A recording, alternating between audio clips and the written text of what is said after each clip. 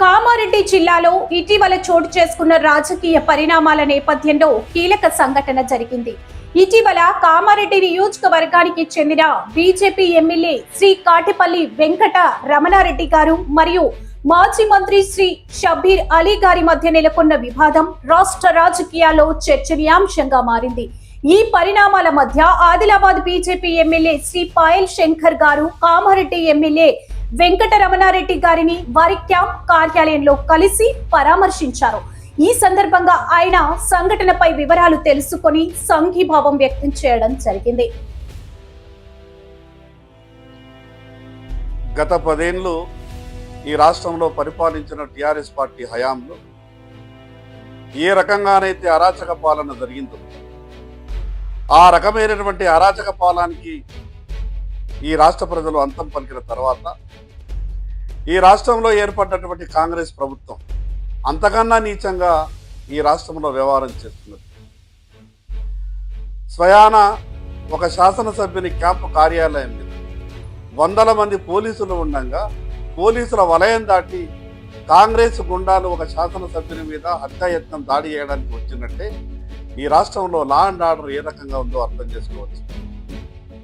గతంలో TRS party వ్యవహరించినటువంటి తీరుగానే ఈ రోజు రాష్ట్రంలో కాంగ్రెస్ ప్రభుత్వం వ్యవహారం చేస్తుంది. గతంలో 10 ఏళ్ళు ఎప్పటికీ అధికారం నాదే అని విర్రవీగినటువంటి కేసీఆర్ హిందువుల మీద అవాకులు చవాకులు పేలి హిందువులను అవమానపరిస్తే హిందూ యువకుల మీద 100 మంది మీద 1000 మంది మీద కేసులు బనాయిస్తే ఏ రకంగా తెలంగాణ రాష్ట్ర ప్రజలు బుద్ధి చెప్పిందో ఈ తెలంగాణ రాష్ట్ర చరిత్ర చెప్తున్నారు.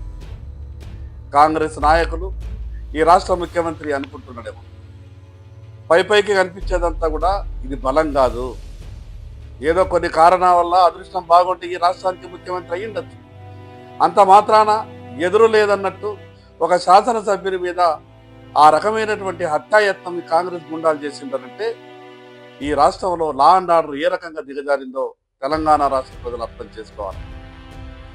ఈ తెలంగాణ రాష్ట్రంలో పాత 10 జిల్లాలు పరిపాలించినటువంటి ఈ కాంగ్రెస్ పార్టీకే ఇంత అహంకారం ఉంటే ఈ భారతదేశాన్ని పరిపాలిస్తున్నటువంటి 800 జిల్లాలు పరిపాలిస్తున్నటువంటి భారతీయ జనతా పార్టీ మేము ఒక్కసారి అనుకుంటే మా కార్యకర్తలు తలుచుకుంటే ఈ రాష్ట్రంలో మంత్రులు కూడా బయట తిరిగేటటువంటి పరిస్థితి ఉండదు.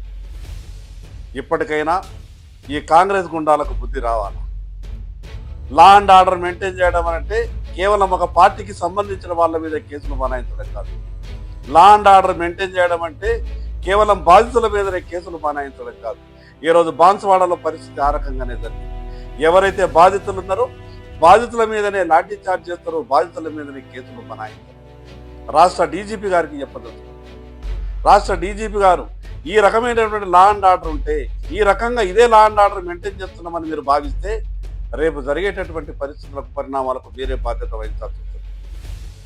స్వయాన ఈ రాష్ట్ర హోంశాఖ మంత్రి రాష్ట్ర ముఖ్యమంత్రి గారి చేతిలో ఉంది.